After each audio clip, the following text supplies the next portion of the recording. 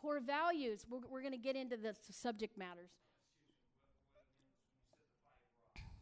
Yeah. Fit is here with the bridge.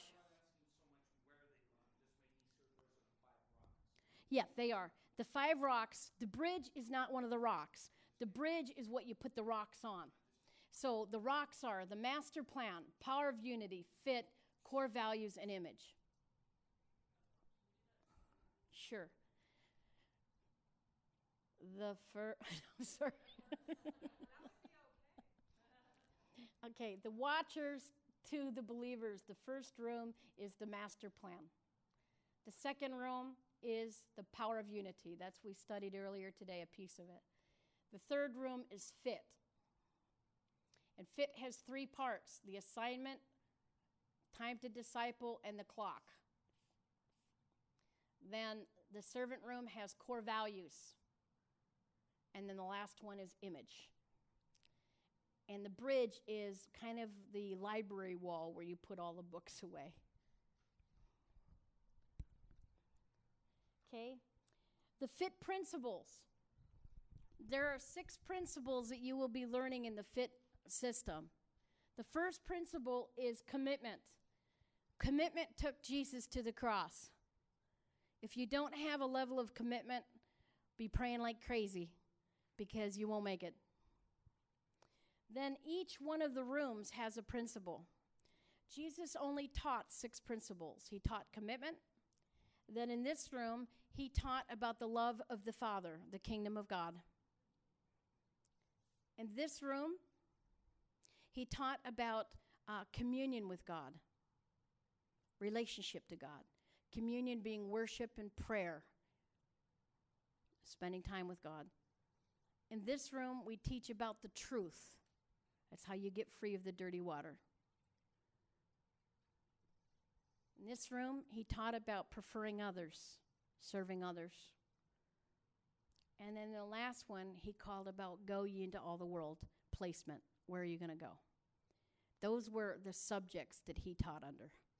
So the fit principles are an overview of each of those subjects. Okay? Next page. Core values emphasis. You haven't had core values much, but core values is a bit like DISC, and then it's nothing like DISC. It's a bit like DISC in that DISC came up with some assumptions, and that is that there are 4 main behavioral styles. That's true.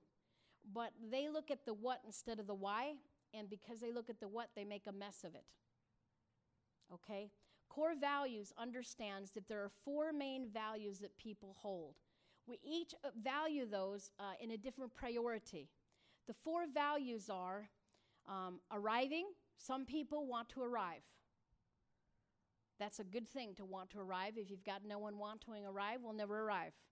I have to go to the airport in about 11 minutes, and if Scott doesn't have a need to arrive, I'll miss my flight. So I'm grateful that Scott has a desire to arrive. If he didn't, you people would be floating somewhere, okay?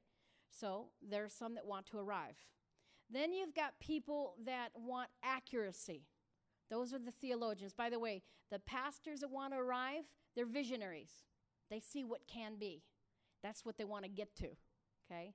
About the time that the current goal is about 10 feet off, they're already looking at the next one. They just want to keep arriving.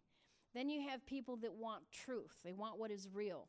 They want what is accurate. They're after accuracy. These are theologians in their thinking. They want all the data. They want the information. They want to know the truth. Okay? Then you have the relators. These people want unity. They want loyalty. They want connectiveness. They're the shepherds. We want everybody to get along. Then you have the person that wants a party. They want everybody invited. These are the evangelists. Everybody gets to ride. And what you find is those core values are also represented coming over the bridge.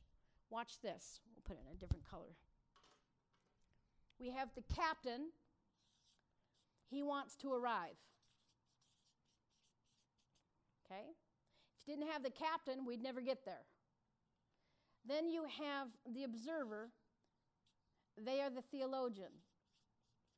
If we didn't have him, we might get there, but to the wrong place.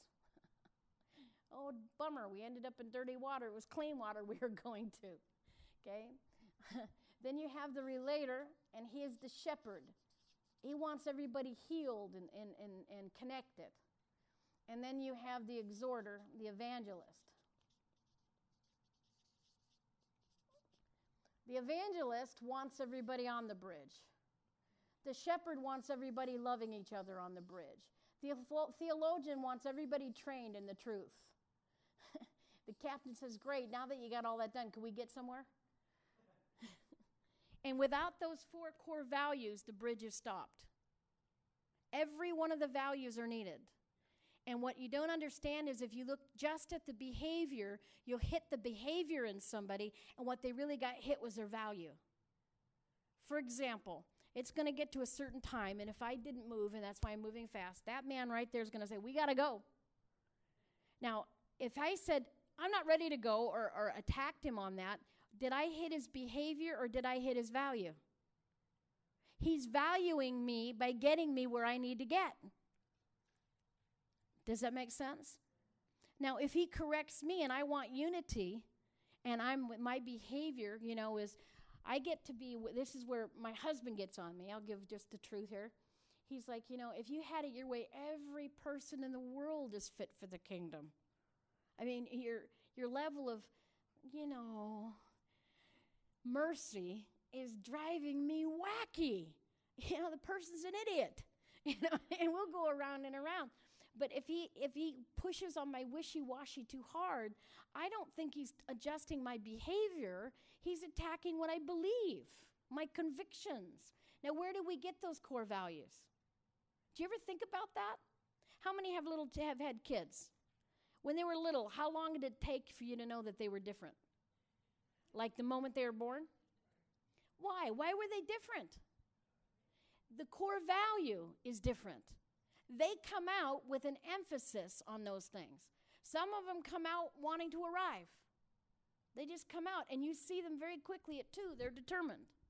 They're going from here to there. You can watch a child like that. Jim Thomas's granddaughter, Morgan, is an incredible example of that. If she's going to the car, she will hear nothing you say. She's going to the car. She just will march to the car. Thunder thighs. She'll go. Her brother Tanner is an exhorter. He won't go till everybody's coming. He's 3, and you can already see it.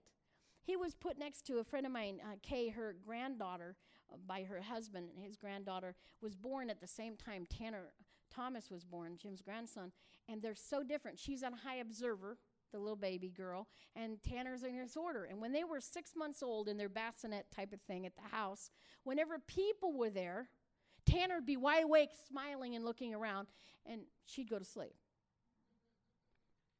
Whenever it was dead quiet and there would be a hum of a noise or something, she'd be looking and studying, and he'd be asleep. But you had anybody talk, he's awake.